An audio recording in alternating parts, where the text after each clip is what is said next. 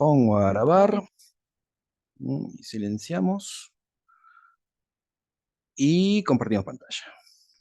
Muy bien, bueno, lo que vamos a ver ahora en esta clase son protocolos de cerebro. Así que bueno, ahí compartimos pantalla, está armado, cargando todo. Muy bien. A mejor dicho, protocolos, no, sería por protocolo de cerebro. Lo que es el estudio del cerebro directamente, ¿no? Por, bueno, determinada patología, por qué se pedirá ese cerebro. Lo primero fundamental, el protocolo de encéfalo, ¿qué es lo que vamos a ver? En este caso, sí, estamos viendo ya lo que son las angulaciones. Fíjense, tenemos en este sagital, ¿m? La angulación de los cortes axiales, ¿sí? ¿Sí? El pico y la rodilla del cuerpo calloso, siguiendo el mismo corte, ¿sí? Coincidiendo en esos dos puntos. Entonces los axiales van a venir todos así, siguiendo esta dirección. ¿Mm? Corte 1, abajo. ¿Mm? Hay a veces resonadores que no te dejan posicionar el 1 abajo, ¿sí? Porque automáticamente, sea como gires el paquete de corte, siempre va a posicionar el 1 abajo, en este caso, el resonador. Entonces no podemos nosotros cambiar la dirección, pero sí podemos cambiar la presentación. Entonces, esas son todas cosas que se pueden variar, ¿no? Pero el corte 1 siempre abajo. Fíjense también aquí la dirección en plano coronal. Fíjense por este coronal aquí, ahí cómo sigue la dirección. Si la idea es que tratar que nos entre todo lo que sería el mesencéfalo, todo lo que es el tronco del encéfalo en un solo corte. Y ahí ya tenemos un coronal. Aquí estricto, ¿cierto? Sino mínimo por detrás de los globos oculares hacia todo el cerebro. Y sagital es obviamente estricto. No tiene mucha complicación en este caso, ¿sí? Pero sí, importante esto, ¿sí? La dirección de los cortes axiales, pico y rodilla del cuerpo calloso. ¿Para qué se pide cerebro? Por lo general, patologías como cefaleas, traumatismos, ACV, cáncer también, ¿sí? Son diferentes tipos de indicaciones para hacer un estudio de cerebro. ¿Con qué nos vamos a encontrar? ¿Qué protocolo se podría aplicar para un estudio de cerebro?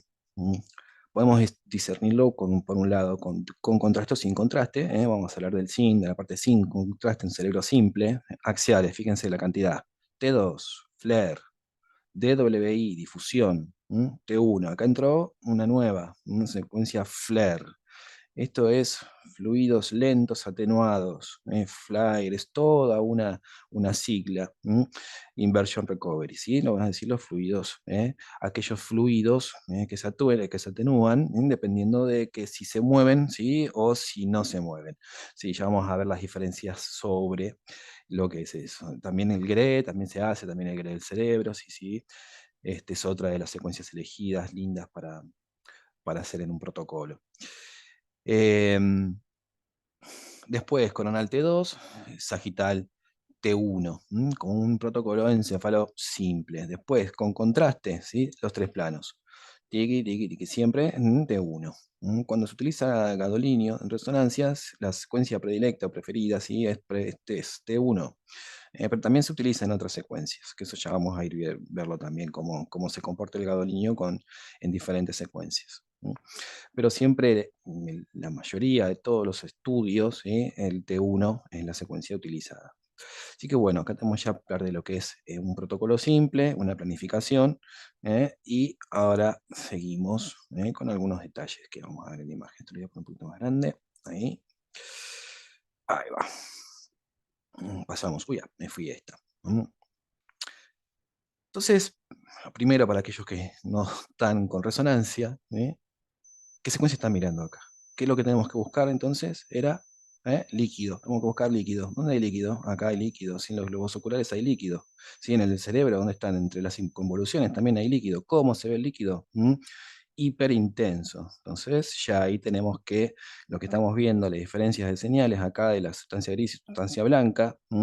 Mientras más contenido graso, menos señal tiene. Sustancia blanca, fíjense, con menos señal. Por lo tanto, tenemos ahí ya un T2. Entonces estamos viendo globos oculares, fíjense el líquido hiperintenso, tenemos acá los nervios oculares, contraste entre sustancia gris y sustancia blanca, como decíamos, parte de la arteria cerebral media, fíjense ahí, tiki por un lado, ahí por el otro, sin señal.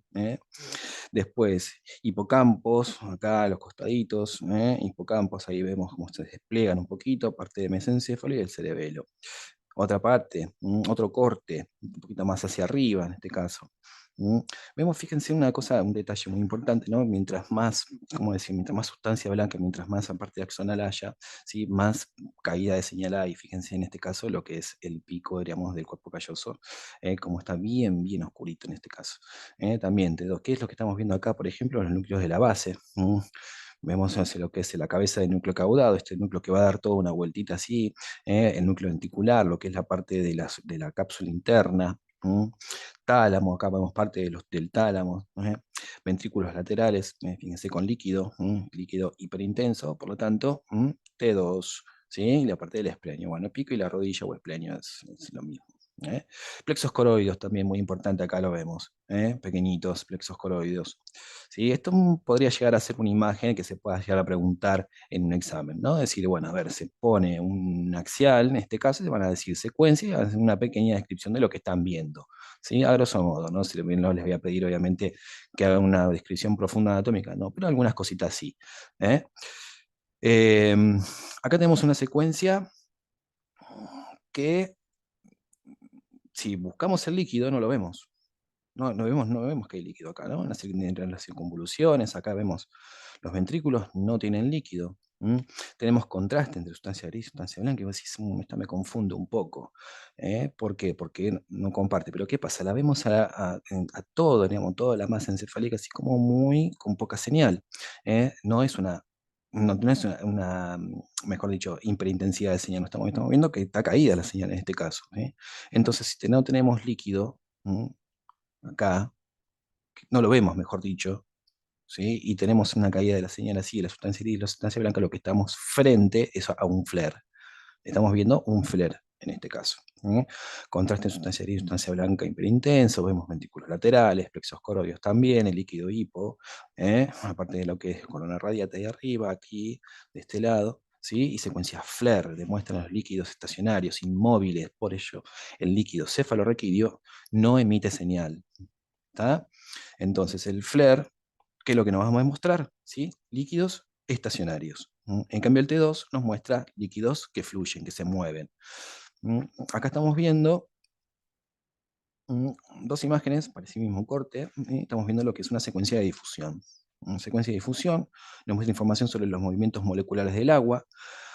Observe aquí en este caso un artificio que está marcadito. Fíjense acá. Acá tenemos hiperintensidad. Hiperintensidad ahí y acá también. ¿Mm?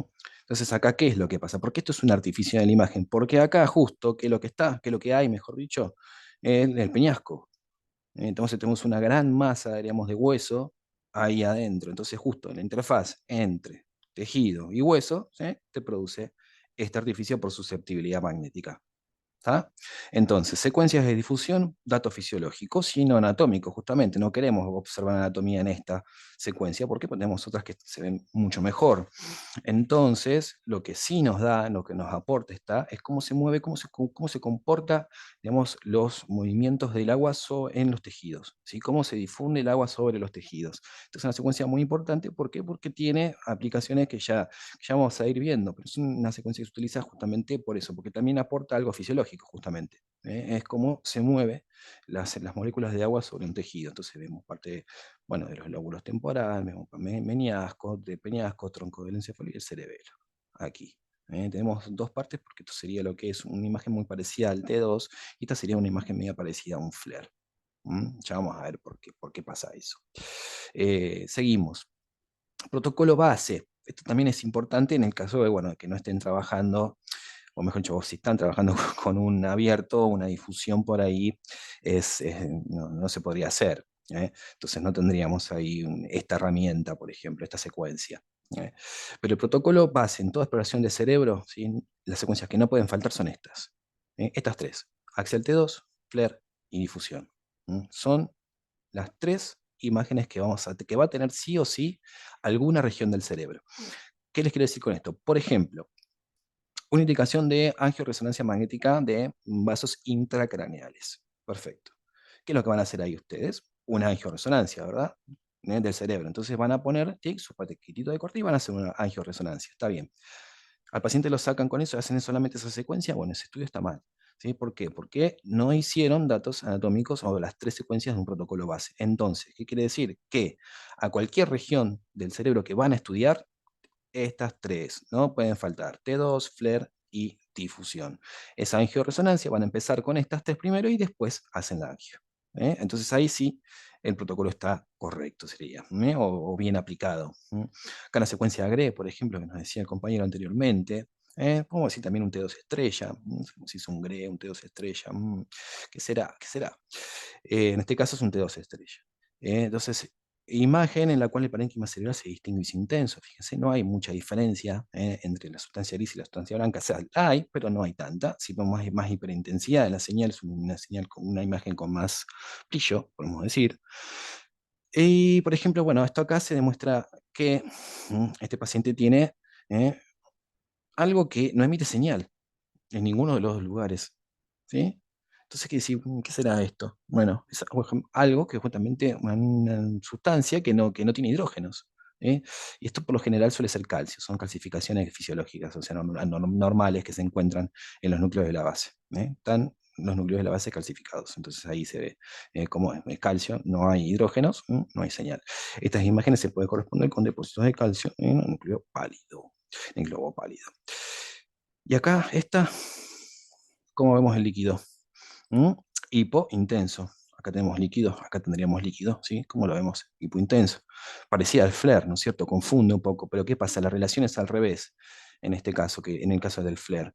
En el flare veíamos la sustancia gris mucho más hipointensa, y en este caso lo que estamos viendo es más hiper. ¿Por qué? Porque es un T1, ¿sí? Nos trae más señal de la grasa. Entonces, la parte cortical, la vemos con una diferencia de señal con respecto, ¿sí?, a la sustancia blanca con más intensidad de señal. Entonces ahí ya nos queda que es un T1 y no un flare. Entonces contraste entre sustancia gris y sustancia blanca, secuencias T1, sustancia gris, se aprecia con mayor hipointensidad. Secuencias T1, las que se utilizan gadolínio. Recuerden, siempre T1 va con gadolinio, salvo algunas cuestiones en particular. Acá vemos, por ejemplo, un coronal de encéfalo, prácticamente tenemos mucha cara, tenemos acá mucho macizo, podemos decirlo también, y 2 cortes, como para que vean. Fíjense, por ejemplo, miren qué detallecito tan lindo esto que vemos acá. Toda la masa de hueso sin señal, el peñasco grande ahí, y fíjense acá, el octavo par, y acá tenemos los conductos semicirculares. Entonces, ¿a qué viene esto que les quiero marcarles? Es que si ustedes van a hacer, por ejemplo, un protocolo de oído, ¿qué es lo que van a hacer primero? Axial T2, flare, difusión y después hacen el oído. ¿Está? Eso es regla a toda estructura que se va a estudiar en resonancia. Si ya vamos a ver después lo que son los protocolos de neuro, son cada uno con su punto y a patología referida. Pero bueno, en este caso estamos solamente con el cerebro. Fíjense cómo está todo ocupado este seno acá también, todo lleno de líquido. Líquido hiper, por lo tanto, T2. ¿Tá? Bueno, parte de los cornetes, celdillas, bueno, cuestiones anatómicas así, pero es muy importante siempre estos parámetros que vamos marcando, ¿sí? El hueso, la ausencia de la señal, ¿sí? Cómo se tendría que aplicar ese protocolo en este caso, y bueno, algunos datos particulares como el líquido acá que ocupa el seno, ¿eh? Los senos. Acá, por ejemplo, ¿qué estamos viendo acá? Buscamos líquido. ¿Ven? ¿Cómo vemos el líquido? Hipointenso. Por lo tanto, ya sabemos que es un T1, exactamente. Entonces tenemos acá un sagital y acá mostradas diferentes referencias. Líquido hipo, circunvoluciones del cerebro, lo que es el cuerpo calloso, mesencéfalo, tercer y cuarto ventrículo. Acá, mira, acá está la parte del tercero y del cuarto. Fíjense el agujero de Monroe. Esto también se utiliza mucho para hacer lo que es la dinámica de flujo o la dinámica del líquido cefalorraquídeo, del flujo del líquido cefalorraquídeo. Si nos vemos en tiempo real cómo ese líquido se va moviendo. Y acá estaría el agujerito de Monroe. Después protuberancia, médula espinal, bulbo, todo lo que es la médula en sí, mejor dicho, protuberancia. Y después cintillas ópticas acá, tenemos la cintilla óptica, esto apenas la vemos, pero tenemos un reparo anatómico también importante a la hora de saber qué angulación podemos aplicarle a un protocolo de epilepsia, por ejemplo, es un detalle que también generalmente sigue esta angulación, pero bueno, ya despacito. Hipófisis, ahí en el centro, en la silla turca. Senos, fíjense siempre los senos, el aire, sin señal. ¿Mm? Tienda del cerebelo, acá arriba, cerebelo, y fíjense también esto, el seno recto, fíjense, sin señal totalmente. La sangre entonces en resonancia en T1 en secuencia de spin echo no tiene señal. Ya vamos a ver que después en secuencia eco de gradiente sí, sí las tiene. Así que bueno, despacito. ¿Cómo podemos distinguir? ¿Cómo sabemos si hay un gadolinio o no en una secuencia? Para identificar entonces si una imagen presenta o no contraste, tenemos que ver lo siguiente. Esto es normal, la captación de gadolinio en los plexos coroides, por ejemplo. Es un lugar en donde hay captación normal de gadolinio. Las mucosas también captan gadolinio. La hipófisis también capta gadolinio. ¿Y por qué capta gadolinio? ¿Por qué? Porque está por fuera de la barrera hematoencefálica. La barrera hematoencefálica vamos a entenderlo como si fuese una especie de red de un montón de cosas, de células, gliales y demás, que lo que hacen es que las moléculas no grandes, mejor dicho, no puedan pasar.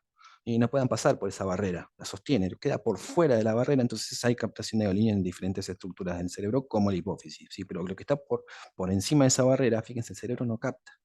No tiene gadolinio ese cerebro, ¿sí? O sea, mejor dicho, tiene acá, ¿sí? Pero no vemos gadolinio. Para que el cerebro, o sea, veamos una mancha de gadolinio, una captación de gadolinio, nos quiere decir que la barrera hematocefálica está rota justamente.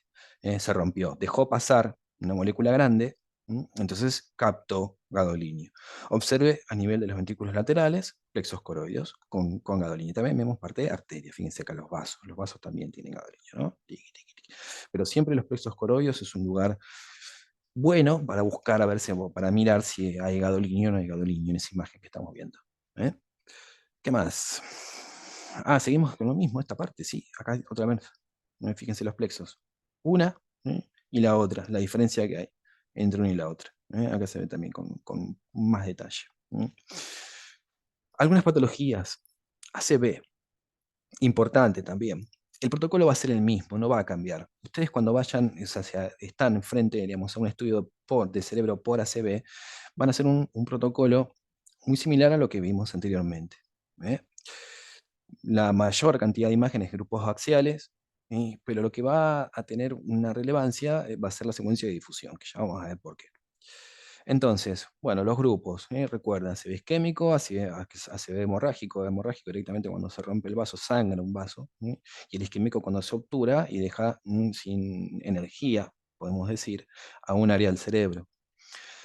¿Qué es lo que pasa entonces? ¿Cuál sería como la diferencia de uno por sobre el otro? Digamos, que uno tendría una lesión aparente, ¿sí? En cambio, en el isquémico no veríamos una lesión, ¿sí? Otra de las causas, estrechamiento, ¿sí? Arterial, también lo que son las conocidas A y T, en donde el paciente tiene como signos y síntomas de una CB que con el tiempo se pasan, o sea, con un lapso de tiempo, el paciente recupera la normalidad. ¿Sí? Entonces quiere decir que este tuvo algo transitorio sobre esos síntomas, digamos. ¿Qué le está pasando? Tuvo algo, ¿sí? Transitorio, síntomas parecidos a una CB, pero que no terminaron siendo una CB. O sea, se realizaron una evaluación exhaustiva del paciente, ya que ese paciente es propenso a repetir un episodio isquémico de mayor gravedad. Entonces, la división hemorrágico por un lado, isquémico por un lado, y ahora vamos a hacer un hincapié sobre lo que es el isquémico, el ACV isquémico. Acá vemos unas imágenes en difusión. Estamos viendo que, ¿cómo podemos distinguir una difusión? Lo primero que podemos ver es decir, qué imagen media rara, no tiene como mucha, no sé, resolución, podemos decirle. Pero ¿qué pasa? ¿Qué nos aporta? Fíjense en este caso. Acá tenemos un área hiperintensa de señal, mucha señal. Y la resonancia justamente tiene esta ventaja que puede obtener, digamos, imágenes ¿sí? Y demostrar una CB justamente cuando prácticamente apenas se produjo, o sea, en un intervalo de horas. O sea, desde que se produce el evento, el paciente va a empezar a tener sus signos y síntomas, ¿sí? En las primeras 2 horas, 3 horas, la resonancia es capaz de poder saber si hay un área donde no hay una perfusión o una difusión del agua normal. ¿Eh? Entonces, la técnica de difusión es muy importante porque es la única capaz de demostrar un ACV isquémico hiperagudo. O sea, se divide en hiperagudo, agudo. Eh, ¿Cuál va a ser o sea, qué es lo que la divisoria, digamos, de un agudo o hiperagudo es el tiempo? O sea, entre 2 horas, después de las 2 horas, y ya vamos a ver también cómo se comporta las secuencias sobre un ACV, digamos, en un lapso de tiempo corto. Entonces, difusión, muy importante, ¿sí? Esta difusión de agua, poder discernir en dónde la difusión del agua está interrumpida. Hay una restricción de la difusión del agua normal, del tejido, en este caso el cerebro. Estamos viendo entonces aquí que este paciente está teniendo acá un área en donde la difusión del agua es anormal. ¿Mm? Esto lo que sería un mapa de ADC. Un mapa de ADC lo podemos pensar como, por ahora, que esto es una imagen que cuantifica los movimientos del agua y nos tira donde hay una restricción hiperintensa, ¿sí? O podemos también decirle que al resonador nos muestre con valores numéricos esta difusión. Entonces también lo que sería esto un mapa de ADC, ¿sí? Que es más o menos parecido, pero la diferencia es que acá tenemos un valor de difusión visto en milímetros. Difusión entonces, se visualiza el agua, territorio, exactamente la lesión, también esto es muy importante, conocer el territorio y la extensión de la lesión, ¿por qué? Porque el tratamiento no va a ser igual, ¿sí? Dependiendo de cuánto afecta, cuánto está afectando ese cerebro. ¿Sí? Acá tenemos, por ejemplo, fíjense todo este territorio inmenso acá. ¿Eh? Y acá, por otro lado, también tenemos una secuencia, una angioresonancia, que nos está mostrando el polígono de Willis. ¿Sí? Esta es una imagen bastante cruda de un angio, pero bueno, sirve a fines prácticos. Entonces, tenemos parte de la cerebral anterior, fíjense acá, cerebral media, derecha y acá, y acá no tenemos, nos está faltando algo, ¿verdad? Y sí, vemos en la difu todo el territorio de la arteria cerebral media, sí, con restricción de la difusión. Entonces demuestra una extensa área de restricción del agua y la angioresonancia, ausencia de flujo, sí, en la parte de la carotidia cerebral media. Entonces, estamos ante un ACV isquémico de vital importancia conocer territorio y la extensión, porque va a cambiar el tratamiento. ¿Sí? Cuando hay, por ejemplo, un ACV así, con que ocupa todo este tamaño enorme, ¿sí? El tratamiento en este caso es ingresar con un catéter e intentar destapar esto. ¿Mm? En cambio, cuando es local, es una lesión más pequeña, con anticoagulantes suele ser suficiente. Entonces, no es lo mismo. Si, por ejemplo, este paciente se le inyecta eh, anticoagulante, directamente muere, este paciente se va. Entonces, la única forma es ingresar o hacer un cateterismo. Si el paciente va directamente a hemodinamia. Son diferentes los tratamientos dependiendo justamente de la extensión y del territorio. ¿Eh? Entonces, secuencia de difusión del agua permite obtener imágenes de tipo funcional. Secuencia brinda información de los movimientos moleculares del agua. Em, Ante un ACV isquémico, ¿sí? El agua normal se va a alterar por falta de irrigación sanguínea. ¿Mm? Durante las primeras 2 horas del episodio isquémico se comienza a producir edema citotóxico. ¿Qué era el edema citotóxico? Era cuando el paciente, bueno, se interrumpe el flujo sanguíneo de las células. Entonces, ¿qué pasa? Las células necesitan energía. Esa energía, ¿no? Se la aporta la sangre. Entonces, ¿qué es lo que empieza a pasar? Empiezan a tener escasez de, por un lado, energía y por otro lado también de oxígeno. Entonces comienzan a fallar los procesos de la célula. Y una de las cosas que falla generalmente es la bomba, digamos, de sodio. Entonces, eh, ¿qué es lo que pasa? Digamos, quedan muchos electrolitos en la célula, ¿sí? Y esos electrolitos por presión osmótica, el agua va a ir ahí. Entonces se empieza a acumular agua. Entonces por eso se habla de edema citotóxico, ¿sí? Subproducto de que quedan iones disueltos, o se acumula, mejor dicho, iones, entonces atrae el agua. Y entonces es una de las formas, porque también está el vasogénico que se produce de otra forma. Pero bueno, es edema citotóxico, en este caso por una intoxicación, digamos que hay mucha cantidad de electrolitos y la presión osmótica aumenta y hay agua, se compensa con agua. Entonces ahí vemos el aumento justamente y la restricción de los movimientos de esa agua. Caso clínico, paciente masculino, 58 años, dice que va al servicio, cuadro de ataxia, o sea que tiene un problemita para caminar.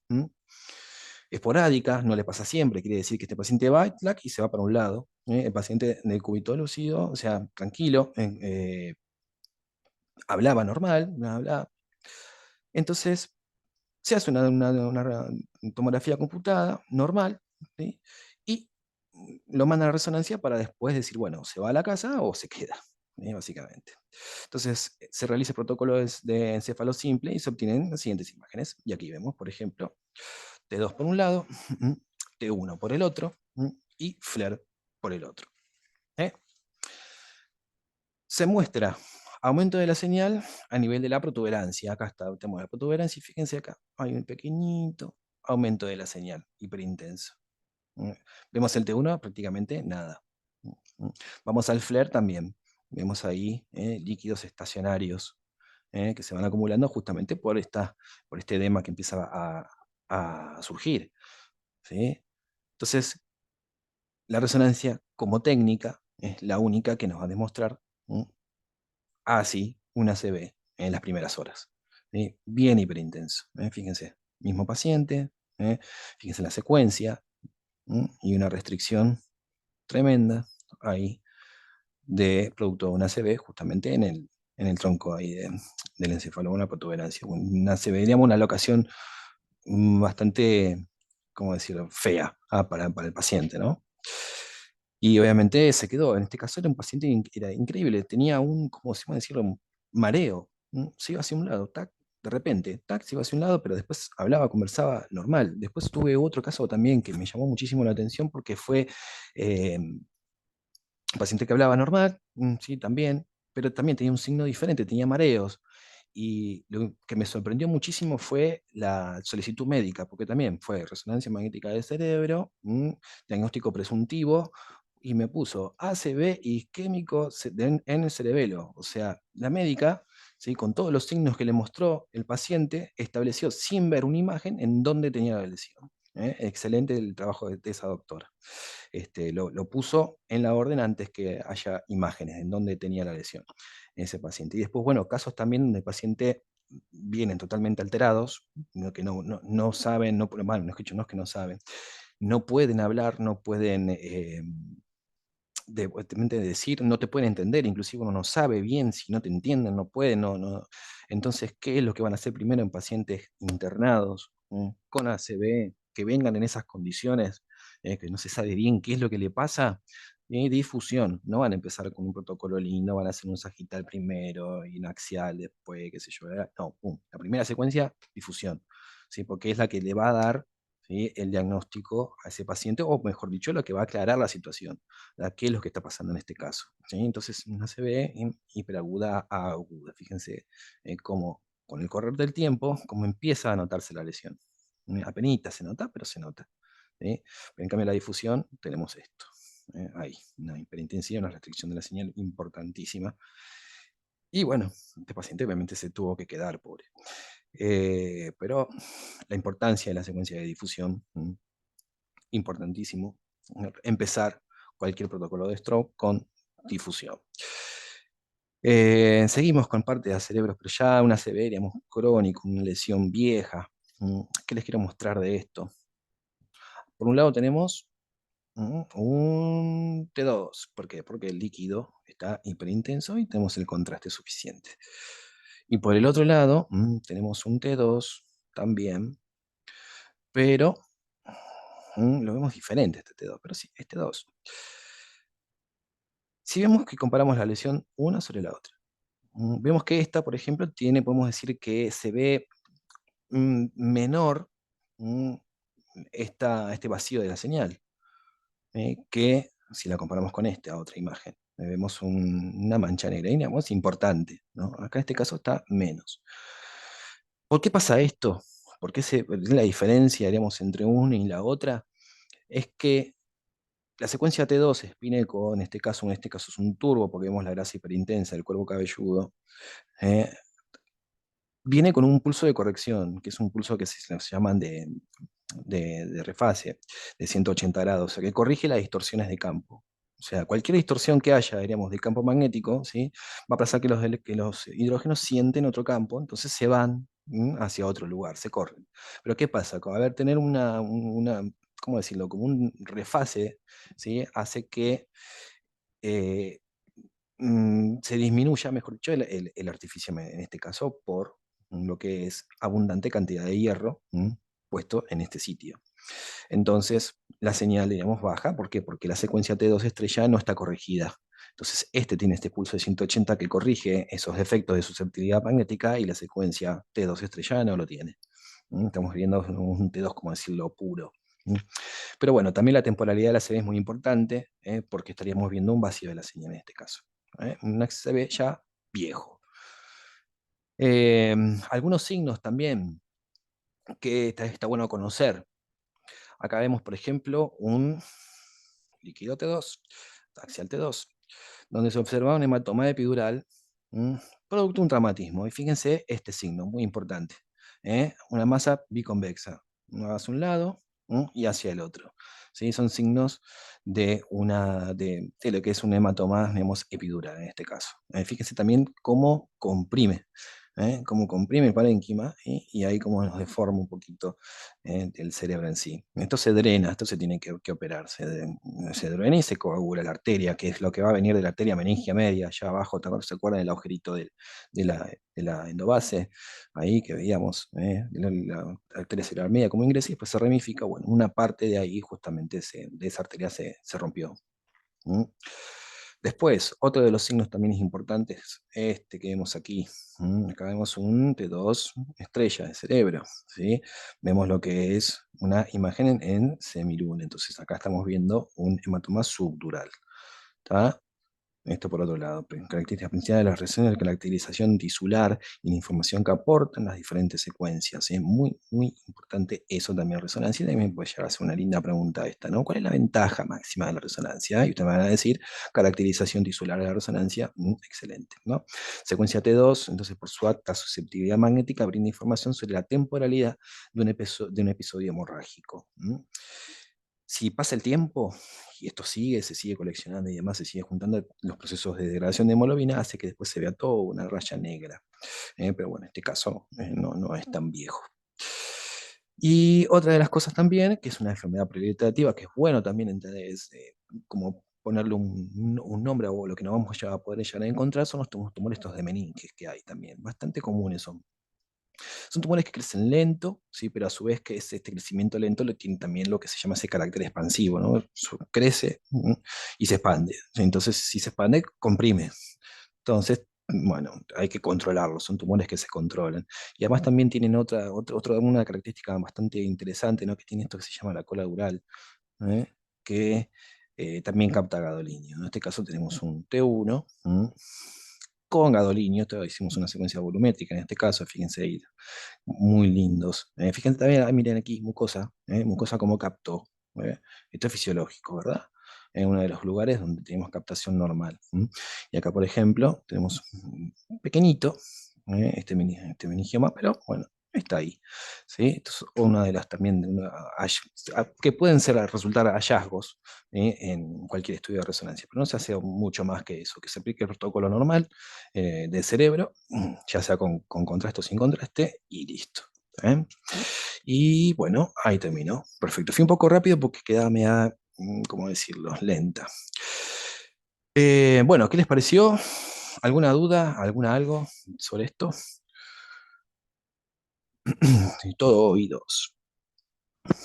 Bueno, mientras tanto, si tienen alguna pregunta, les digo que, a ver, la clase que viene, vamos a hacer una clase más o menos normal de esto, vamos a ver gadolinio y algunas cosas más.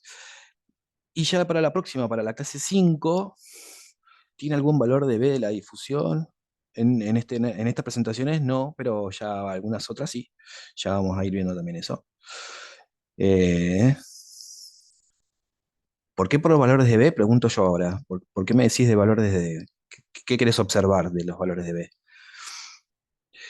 Bueno, les decía que vamos a hacer un trabajo de, ¿cómo decirlo? Tipo foro, ¿m? En la cual vamos a ingresar algunas preguntas y demás, y ustedes las van a resolver y me las van a mandar, ¿sí? Entonces, eso está bueno para ir, por un lado, yo voy más o menos viendo qué van agarrando del curso y qué no. Y por el otro lado, ustedes también se van como, bueno, autoevaluando. ¿M? Así que los que quieren hacerlo, háganlo. Me gustaría que lo hagan todos. Pero bueno, eso va a quedar ya eh, colgado recién la clase que viene. Pero bueno, les aviso que va a venir eso. Y además también estaba pidiendo de una actividad para hacerlo ahí directamente en el foro. Encontrar algún caso, algo lindo, ¿sí? Y que ustedes puedan desarrollar algo ahí. Eh, Así que, bueno, es todo. Me quedé, me sigo preguntando por qué el valor de B. ¿Qué es lo que qué necesitas ver del valor de B o saber del valor de B, de difusión? Eso es lo que me queda, porque, a ver, el valor de B, vamos a hacerlo así sencillo, nosotros podemos decirle al resonador que nos sense, ¿sí? En diferente cantidad en diferentes tiempos. Vamos a decirle, vamos a darle un valor de B alto, por ejemplo, 1200. ¿M? Entonces dicen, bueno, ¿cómo es la difusión de agua con respecto a ese valor, ¿sí? A lo que es el valor de difusión normal de cada uno de los tejidos, que eso también es un parámetro intrínseco? Entonces le vamos a decir al resonador que no, que corra ese valor, ¿no? Hacia adelante, muy, muy hacia adelante, 1200, por ejemplo, para estudiar una próstata o un tumor de próstata, por ejemplo. Pero le podemos decir al revés, no, mejor traernos dos valores distintos de B, entonces veo cómo se comporta esa lesión con diferentes valores, de difusión. ¿Sí? No sé si te referís a eso o a qué, pero bueno, los valores de B también es el valor, eso sí sería ya un parámetro extrínseco porque nosotros podemos modificarlo. Al valor de B sí, pero el cociente de difusión de cada tejido no. Eso sería intrínseco. Bueno, está bien entonces, no hay muchas más preguntas. Bueno, recuerden eso. ¿Y qué más? Y bueno, nada, bueno, ya podríamos cerrar entonces. Si no hay más preguntas, no hay más nada. Voy a ver si puedo detener acá. Bueno, listo entonces. Vamos a detener acá, vamos a pausar.